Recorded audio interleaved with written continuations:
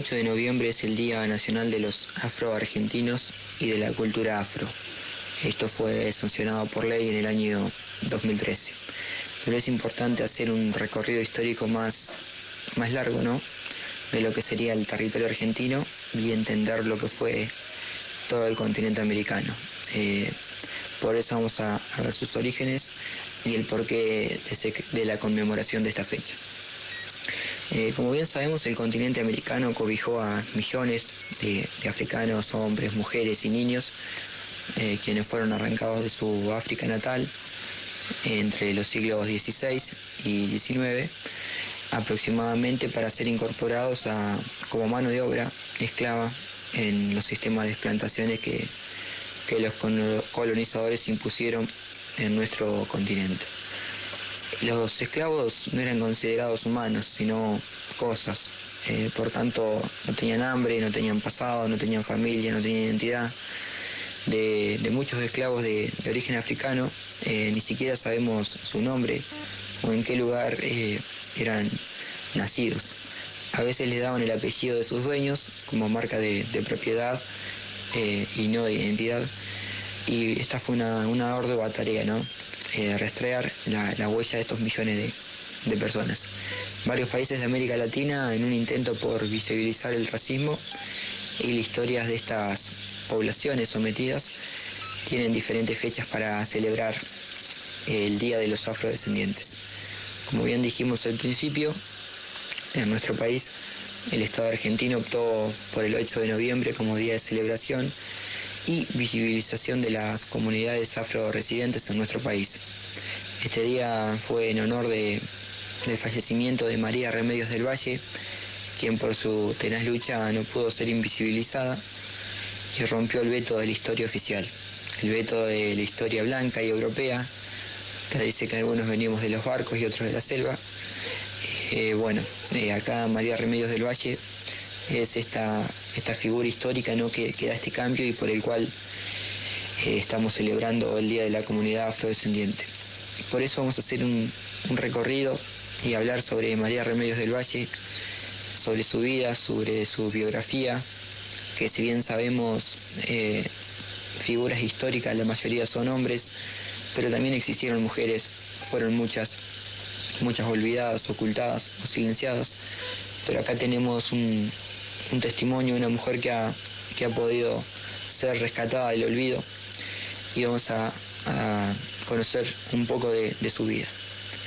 María Remedios del Valle nació en Buenos Aires aproximadamente en el año 1766, aproximadamente porque los esclavos, como bien dijimos, muchas veces no eran anotados en la fecha exacta, por lo tanto es un estigmativo.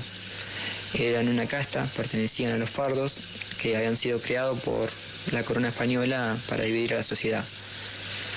Ella fue testigo y protagonista de eventos históricos como lo fueron las invasiones inglesas del Río de la Plata en 1807, donde auxilió a los combatientes que resistieron la invasión. Y esto es un aspecto poco estudiado, pero aún se cree que las mujeres en la época colonial han participado vivamente, ¿no? No tanto como combatientes, sino más bien como auxiliares que se ocupaban de la logística, rol clave en épocas de guerra. A esta figura se la conocía como rabonas, y es un fenómeno que se extendió sobre todo en el periodo de las guerras del siglo XIX. Cuando estalló la Revolución de Mayo de 1810, María se sumó al ejército del norte junto a su marido y sus 2 hijos, más precisamente a la 6ª Compañía de Artillería al mando del capitán Bernardo Joaquín de Anzoátegui, y en la campaña combatió en Potosí, donde fue derrotada, y junto a todo el ejército revolucionario fueron sometidos. También en esta batalla pierde la vida su esposo y sus 2 hijos. La parda María, a pesar de este dolor, continuó sirviendo de auxiliar durante el exitoso avance sobre el Alto Perú, en la derrota de Huaquí y en la retirada que le siguió. En vísperas de lo que serían las batallas de Tucumán, se presentó ante el general Manuel Belgrano para pedirle que le permitiera atender a los heridos en las primeras líneas de combate. El general era un era un poco más bien reacio a la presencia de mujeres entre sus tropas, ya que consideraba que su presencia distraía a los soldados. Por lo tanto, le negó el permiso, pero al iniciarse la lucha a Del Valle no le importó y llegó al frente alentando y asistiendo a los soldados, quienes comenzaron a llamarla la madre de la patria. Tras la decisiva victoria, Belgrano terminó nombrándola como capitana de su ejército, la primer capitana mujer. Pero las buenas noticias no duraron mucho, más bien duraron pocos. Y en la batalla de Ayohuma, en noviembre de 1813, María fue herida de bala y tomada como prisionera por los realistas. Por ser revolucionaria, mujer y parda, los realistas decidieron dar un mensaje a otras mujeres a través del cuerpo, donde fue condenada a 9 días de azotes públicos. Las huellas de María luego se perdieron, luego de aquel escarmiento público se supo poco. Algunos estudiosos dicen que logró escapar y ayudó a huir a otros soldados del campo de prisioneros. Lo cierto es que, según expedientes, en el año 1826 a 1830, María Remedios del Valle cayó en la mendicidad, es decir, pedía limosna. En 1826, más precisamente, acudió a la honorable Junta de Representantes en búsqueda de una pensión por los servicios que ella había prestado a la causa revolucionaria. María, ya con sus 60 años y herida de guerra, pedía limosnas en iglesias para poder comer.